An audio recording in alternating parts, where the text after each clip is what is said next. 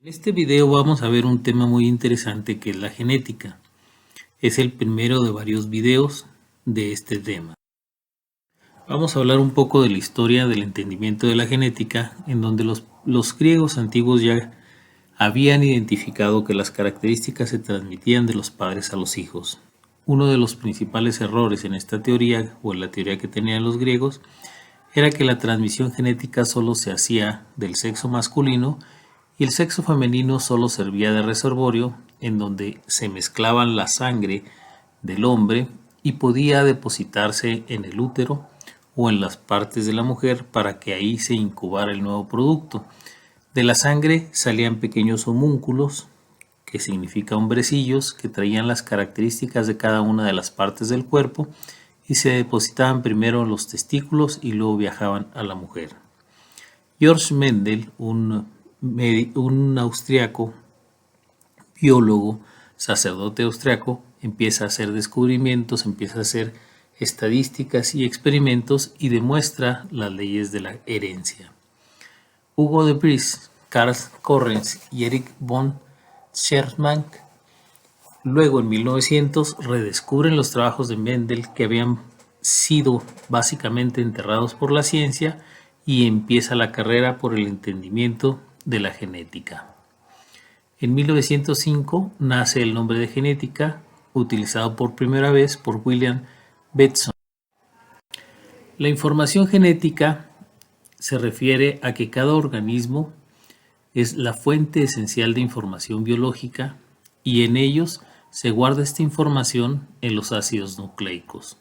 La información genética se refiere a los códigos inscritos en cada una de las células que dictan las funciones de la célula y el conjunto de funciones del organismo.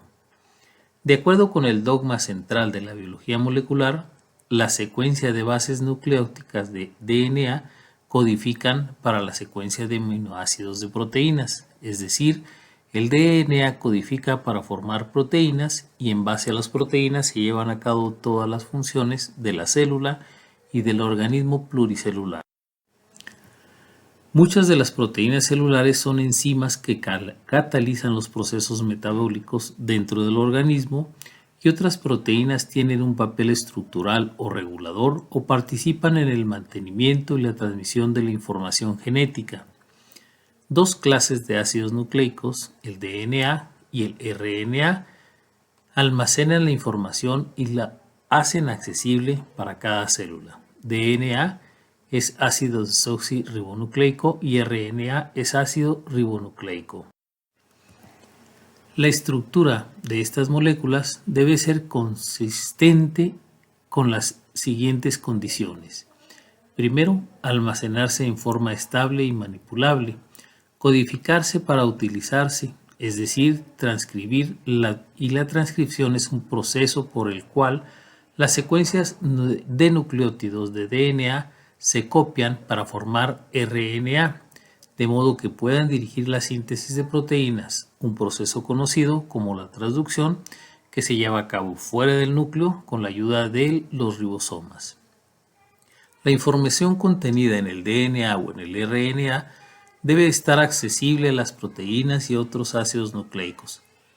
Estos agentes deben reconocer los ácidos nucleicos, en muchos casos en forma específica o secuencial, y unirse a ellos de un modo que no altere su función. Las proteínas de un organismo deben estar equipadas con el mismo conjunto de instrucciones presentes por sus progenitores. De esa manera, el DNA se replica, se hace una copia exacta con el fin de que cada célula hija reciba la misma información que tienen las células madre. Los cromosomas son estructuras compuestos por una molécula de DNA continua y unas proteínas asociadas.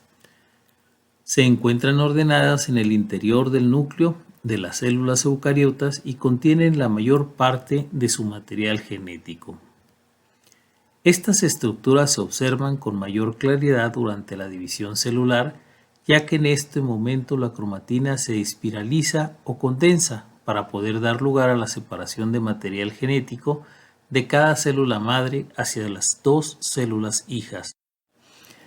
El cariotipo es la inscripción o la fotografía o el dibujo de los cromosomas de una persona que se obtienen durante la división celular. Esta sirve para determinar si la persona tiene el número correcto de cromosomas y la forma correcta de los cromosomas. El genotipo es toda la información genética que guarda una persona, tanto la que viene de la mamá como del papá. Y el fenotipo es la expresión genética de ese genotipo, es decir, no siempre se expresan los dos cromosomas, puede expresarse el del papá o el de la mamá o la mezcla de las características de ambos.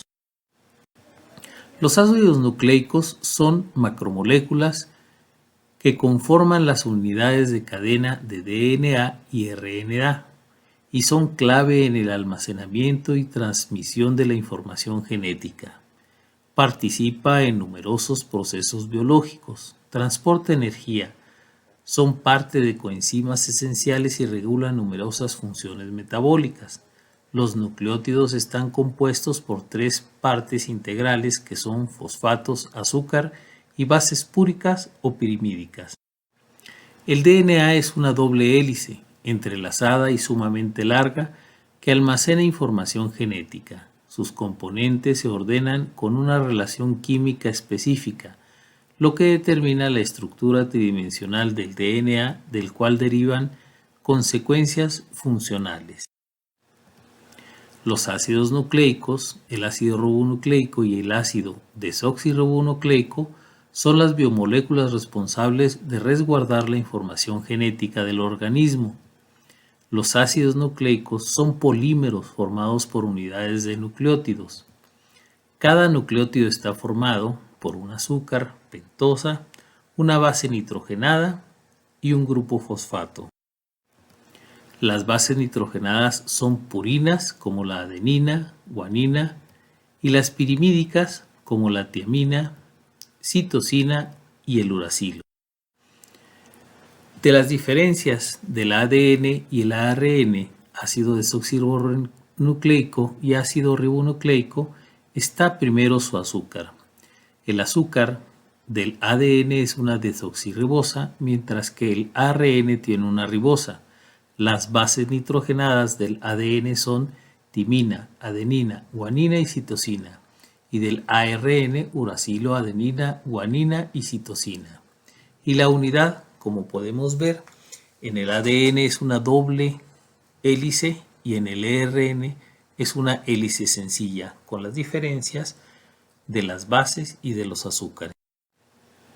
Se dice que el ADN es una doble hélice antiparalela porque está formada por 2 cadenas, se forman algunos puentes de hidrógeno en cada una que provoca que se plieguen formando una estructura helicoidal y la dirección de cada cadena es contraria.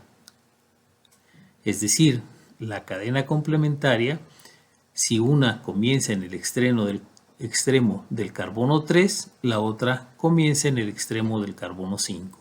Y una es de secuencia 3 hacia 5 y la otra 5 hacia 3.